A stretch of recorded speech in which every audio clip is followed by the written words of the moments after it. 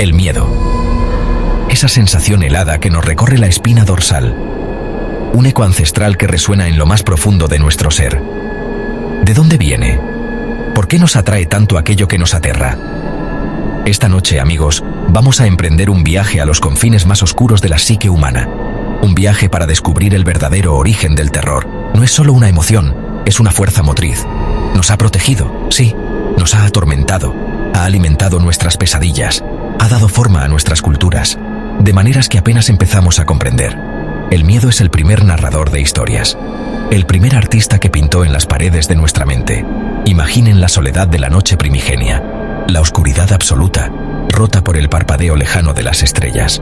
El ser humano, frágil y desprotegido, escuchaba cada crujido de una rama, cada ulular del viento.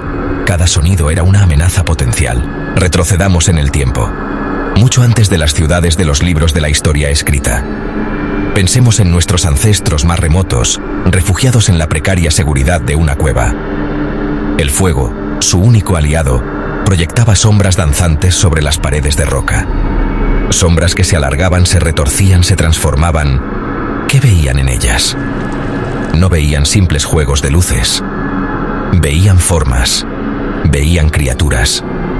Veían los rostros de sus miedos más profundos materializándose ante sus ojos. La oscuridad más allá del alcance del fuego no era un vacío.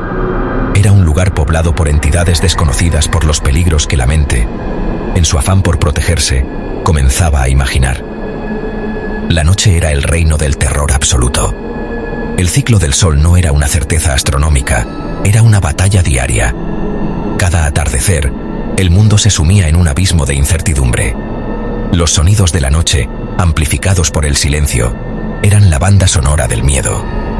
El aullido de un lobo en la distancia, el susurro del viento entre los árboles, el repentino silencio que precede a la caza.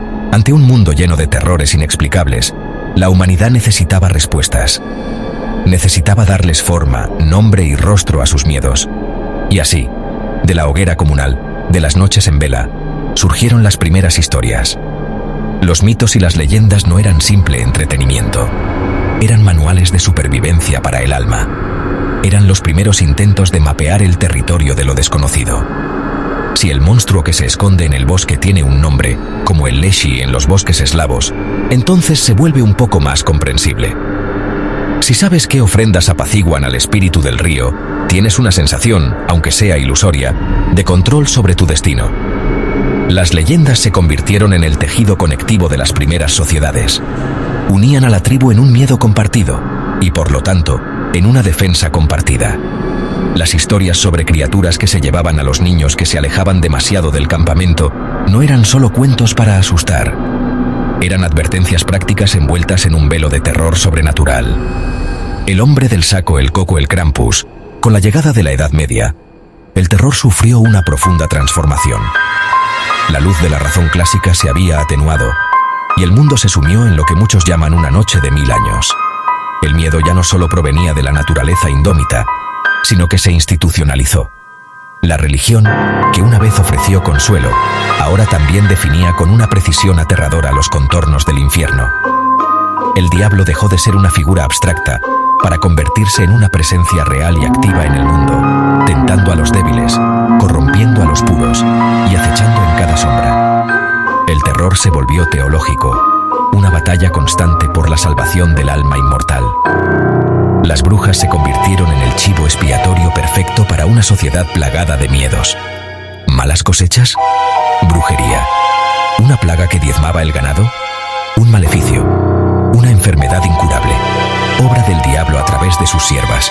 El miedo a lo desconocido se canalizó hacia mujeres, a menudo sanadoras o simplemente marginadas, que fueron acusadas de pactar con fuerzas oscuras.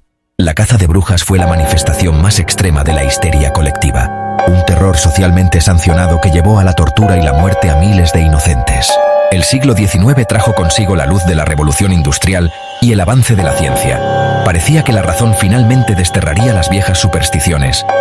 Pero el terror no desapareció, simplemente mutó. Abandonó los bosques encantados, los castillos en ruinas, para anidar en la mente humana. Los escritores comenzaron a explorar los abismos de la psicología, el miedo a la locura, la fragilidad de la identidad, la oscuridad bajo el barniz de la civilización. El monstruo ya no estaba fuera sino dentro de nosotros o producto de nuestra arrogancia científica. Mary Shelley Frankenstein o el moderno Prometeo. Su novela no era solo una historia de monstruos. Luego llegó el maestro de lo macabro, Edgar Allan Poe. Él descendió a las criptas del alma humana. Sus relatos no necesitaban fantasmas externos. El horror brotaba de la psique. La culpa, el corazón delator, la obsesión, el cuervo, la angustia de ser enterrado vivo. El siglo XX trajo consigo un invento que cambiaría para siempre la forma en que experimentamos el miedo. El cine. Si la literatura nos permitía imaginar el terror, el cine nos lo mostraba. El expresionismo alemán, con películas como El gabinete del Dr. Caligari y Nosferatu. Los monstruos clásicos de Universal Studios en los años 30 y 40. Drácula, Frankenstein, el hombre lobo, la momia. El miedo se convirtió en un espectáculo, en un negocio. La gente pagaba para sentir esa descarga de adrenalina en la seguridad de una butaca. Con el paso de las décadas, el cine de terror evolucionó para reflejar las ansiedades cambiantes de la sociedad. Hoy, el terror ha permeado toda la cultura popular. Y así, llegamos al final de nuestro viaje. Hoy, 17 de septiembre de 2025, en un mundo hiperconectado y supuestamente racional, el terror sigue más vivo que nunca. ¿Por qué seguimos buscando voluntariamente esa sensación que nos hiela la sangre? El terror nos ofrece una catarsis. El terror también nos conecta con algo primordial, con ese ancestro que se acurrucaba junto al fuego escuchando los sonidos de la noche.